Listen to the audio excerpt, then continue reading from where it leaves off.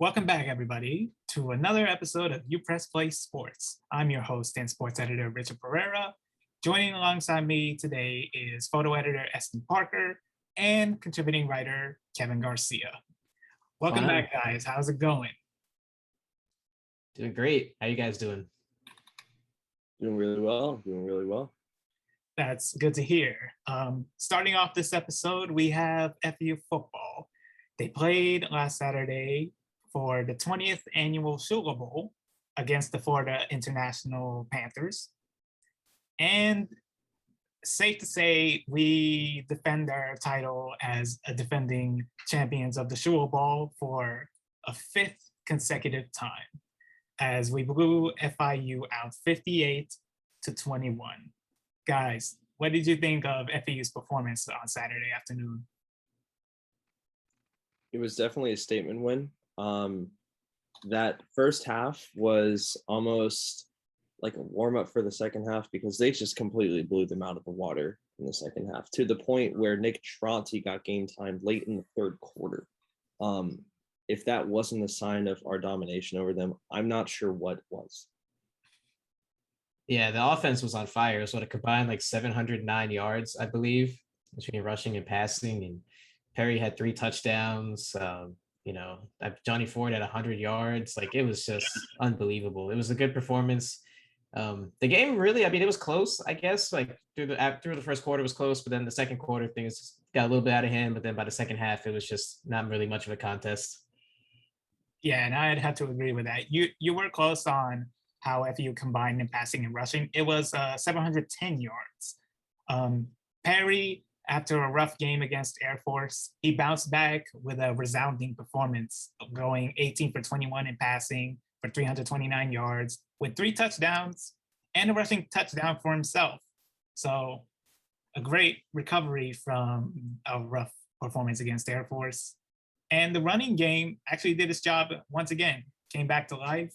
And most of the credit can be given to Johnny Ford, who had 16 rushes on 102 net yards for a touchdown. What do we think that FU should keep doing moving forward? I think one of the things FAU could start doing even more out of like play action or option plays, because not only has Johnny Ford been playing really well, but O.C. Perry's he's an occasional threat on the ground also. And he's been really efficient passing the ball. We saw it in that first drive alone. They could also throw the deep ball. So I think FAU can really press defenses over, whether or not they're going to try and run it short and grounded pound or just throw it on over top of them. Just keep the defenses guessing.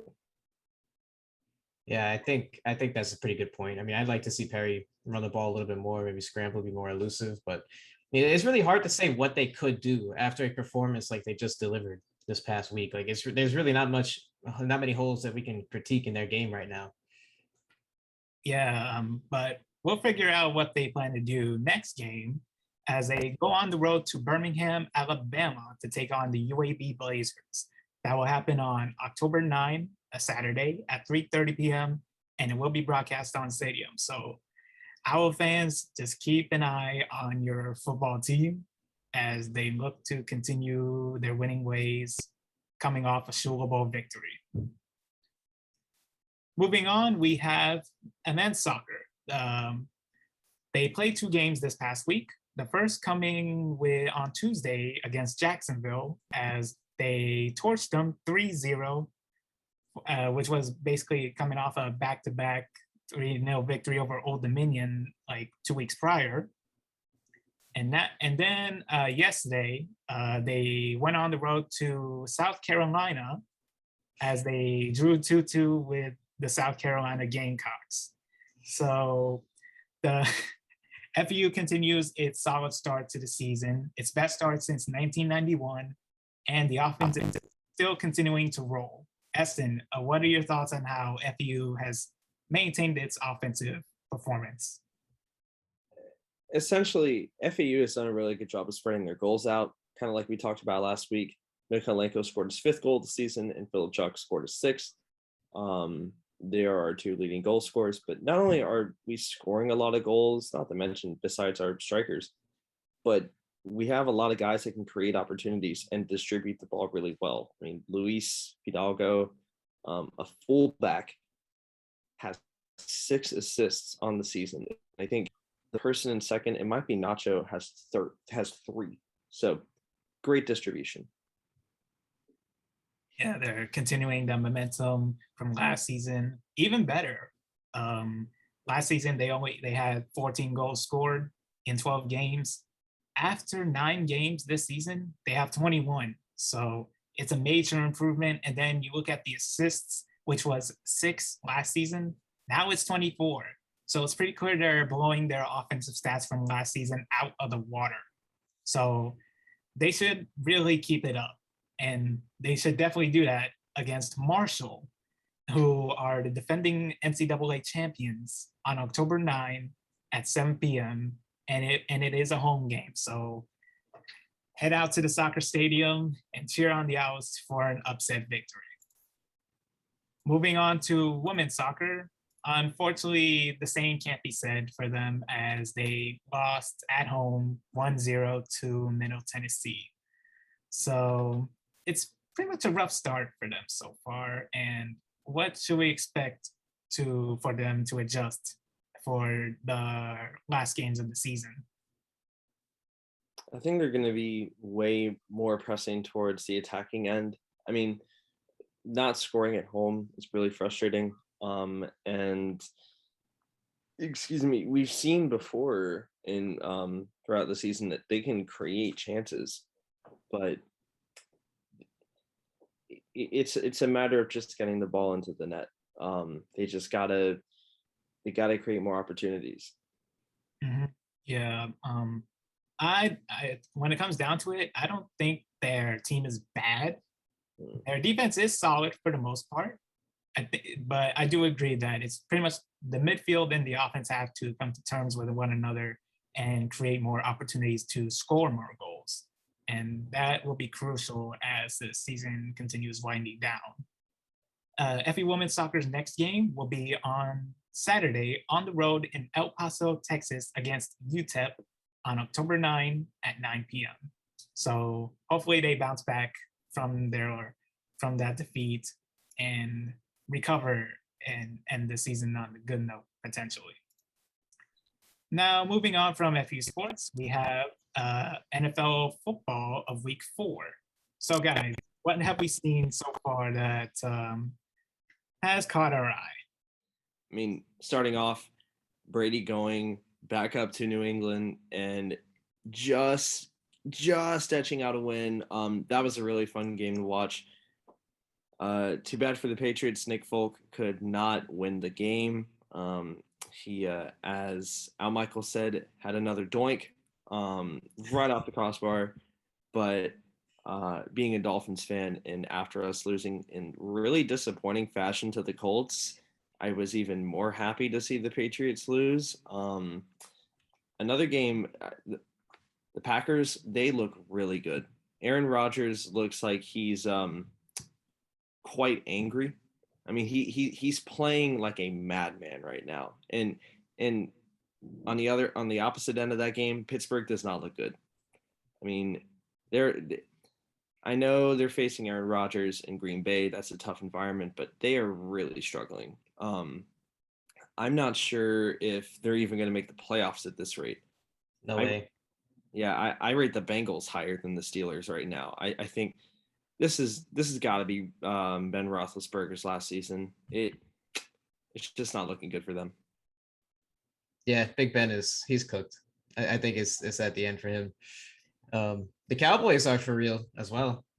3-1. They beat the Panthers. I mean, they've won some good games, but it's interesting to see where they go from here. And the Cardinals beating the Rams, like that was another one too that I really paid attention to, because the Rams, they were early Super Bowl favorites going into the season, and the Cardinals just going in and steamrolling them basically. It's pretty shocking. A lot of people didn't take the Cardinals serious. People aren't such huge fans of what's his name, Cliff Kingsbury, coach. So to see them lose, I was a little bit surprised. they being the Rams. But yeah, I mean, the Cardinals look good. The Cowboys look good. Like you said, the Steelers, I think they're done. I think those are like three biggest takeaways aside from Brady going back to New England. Yeah, I do have to say that the Cardinals have made an impressive start to the season, going undefeated with a record of 4-0. So the NFL is sure something to watch every time on a Sunday. And moving on from the NFL, we have the NBA. The preseason started not too long ago. At the time of this recording, happened on Sunday. So we have our preseason predictions. And how are we thinking the season will go down once it begins a few weeks from now? So I think the main thing that's going to happen, the biggest storyline going into the season is what's going to happen with Ben Simmons. Is he going to get traded? Is he going to show up to training camp? Are him and Embiid just going to have a fist fight? Like what is going to happen? How ugly is it going to get? Like that's, for me, that's the biggest thing I'm watching. Also the Lakers, how they knew they fit with Russell Westbrook, and then the Nets, if all their guys are healthy, and what's going to happen with Kyrie. Is he going to be playing games in Brooklyn? Is he not going to be able to play because of regulations? I don't know what the hell's going to happen there, but yeah, I'm interested in those three. I would say as to order them. I don't know. I guess like really the Ben Simmons thing is the biggest story going into the season. Eston, what do you think? I think coming into the season, I mean, Kevin, you said it really well. Where is Ben Simmons going to play? And also jokingly, will he actually have the confidence to shoot the ball? I mean, seriously, I still can't stop thinking about that last game in the Eastern Conference Finals. He's in the paint. He's ready. He has the shot, and he passes it out. Another thing I'm really interested to see, specifically in the East, is the Bucks and the Nets. I think these two teams are probably the front runners, not only in the East, but I think if one of those teams makes it to the finals, they're probably going to win. I think a healthy KD again, alongside James Harden and maybe Kyrie Irving at some point. I'm sure he'll play, but obviously his status is a little up in the air.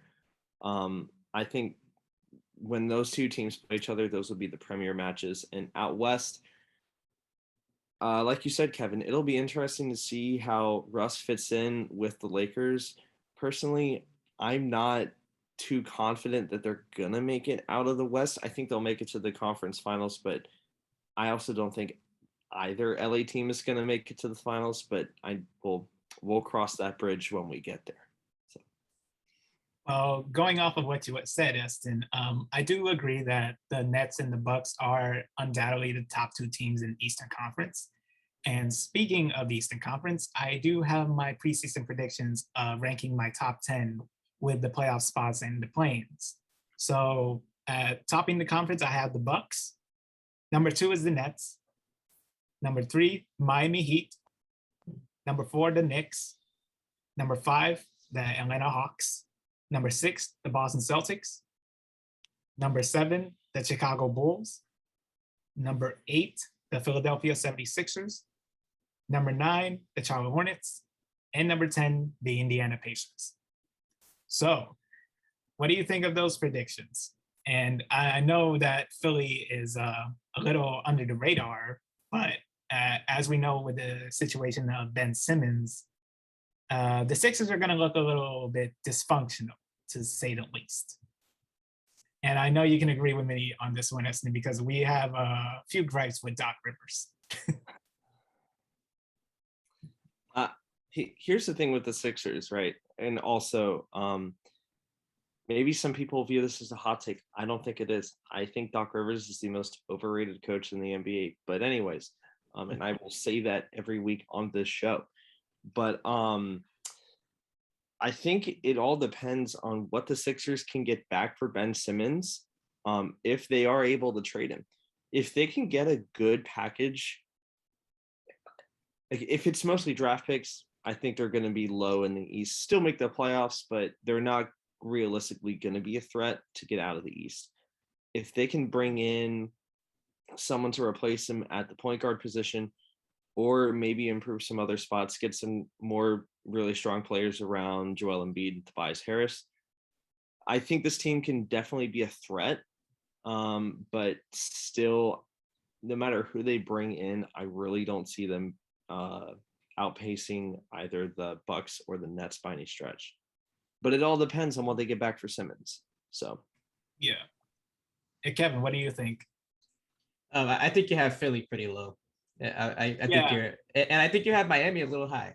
I don't know. I'm curious. Like I know a lot of people also, a lot of like ESPN and Bleacher Report, they rank Miami kind of high, but I don't know if I see them being like a top 3 team in the East, or even top 4. It's kind of going off of last season because they weren't really 100% because of the protocols and having players be in and out all the time. It pretty much ruined the rhythm for most of the season. And that's why they were finished the season a little low that time. But this season, at full strength, with Kyle Lowry replacing Goran Dragic, I'm pretty sure they'll be more sound on offense and defense. So that's why I have them at 3rd place. Yeah, no, that's fair. Oh no, I mean, I wouldn't be surprised if I finish top 3. I can see like maybe Boston. It's not if they put it all together. Jason Tatum takes a lead. We could see the Celtics move up and finish higher than a lot of people. Atlanta will probably be like, I can see them being a top 5 team. I would say in top 5, but I don't know. We'll see. I mean, Kemba Walker needs to look good. There's a lot of variables there for the Knicks, but overall, I mean, it's a pretty fair list. Like I could see Philly just things going terrible for them if they can't trade Ben. He doesn't report to training camp. Like they're going to be just a shell of what they were without his defense and his prowess on that end of the floor. It's going to be tough for them to really make any kind of noise without him. Yeah, and I'm going to my next prediction on the Western Conference. I have at the top spot the Lakers, number 2 the Phoenix Suns, number 3 Golden State, number 4 the Utah Jazz, number 5 the Mavericks, number 6 the Nuggets, number 7 the Clippers, number 8 Memphis Grizzlies, number 9 Portland, and number 10 Sacramento. It makes sense for me to have the Clippers a little low this season because they're without Kawhi for at least most of the season because of the ACL injury, and Golden State is pretty much, if not back up to full health, with Klay Thompson coming back into the rotation very soon. And with Andrew Wiggins now being, since he won't have to worry about restrictions recently as he got fully vaccinated, the Warriors are looking pretty dangerous with their veteran core intact. And the Lakers, I'm not going to lie, they are a wild card for the top spot because we don't really know how they'll look as the season starts. But on paper, it should be a top team in the NBA, regardless of their age. And what do you think of those predictions? I think the Lakers are definitely a threat to make it out of the West, but I just don't see them gelling out. I think it's going to be between the Suns or the Warriors. The Warriors, assuming that they can stay healthy. If one of those guys goes down, whether it's Klay Thompson again, Steph, or Wiggins, they're still going to be a playoff team, I feel, but they're not going to be. I just don't think they'll have that firepower to get out. I think the Suns are still my favorite to get out of the West. Even if they don't finish one, really came into their own last season. And they looked like at one point over time, these teams are just going to kind of each other up, and it'll be a dog fight to get us to watch. In the NBA, and he's still able to score like 20 plus points a game, the Lakers or whatever team LeBron is on is going to be a favorite to go to the finals. Who knows what would have happened if the Lakers were healthy last season? Would the Suns have gone to the finals? I don't know. That's a lot of people question that. And then I think the Jazz are a team to watch as well because they're essentially running it back with their same roster. They were the #1 seed in the West last year, and they didn't make a lot of noise deep into the playoffs, but we'll see what they could do this year. And I think the Warriors are a team to watch too because they have a lot of hype with Clay coming back and Draymond coming back. But Clay is coming back from 2 just catastrophic injuries, torn ACL, torn Achilles. Like that's a lot. I want to see what he looks like before I start crowning the Warriors as like a playoff favorite. But I mean, they could easily, like if those guys are healthy on paper, they're going to be one of the best teams in the conference. I mean, they have Iguodala back. They're essentially got the same core that they had when they won before KD joined them. So the Warriors are a team to watch. I think Portland too is an interesting one. Portland, I know you have them at 9th, but if they were to hypothetically trade for Ben Simmons, and you put Damian Lillard there with Ben Simmons as your core in Portland, you give it CJ McCollum, it goes back to Philly. That could really change the NBA. That could be a game-changing trade. I would love to see the dynamic between Simmons and Lillard. I think they could be like just a perfect basketball marriage. Yeah. So I do have Portland a little low because their offseason disappointed me a lot. Absolutely. And they're not going to be as good as they were last season. So it makes sense for them to drop a few spots. And I did have a surprise pick in Sacramento making the last playing spot, because the team after them is pretty much going to be New Orleans. And I do feel really bad for Zion. That team is outside of Brandon Ingram. It's just not looking good. And I'm it's just sad. So with Sacramento, this should be their best chance to at least get a playing spot. They have a good core of players with De'Aaron Fox as their leading star player. So Sacramento should make an effort to at least be an attempt to make the last playing spot in the West. And with that, that'll be it for this episode of UPressPlay Sports. Make sure to hit like and subscribe. Click the bell to keep up with notifications. Also, be sure to go on upressonline.com to keep up with news, sports, and more content alike. To follow us on Twitter, it's @Rich26 Pereira. For Eston, it's @Eston Parker. And for Kevin, @KevinGar658. Thanks for watching and have a great day.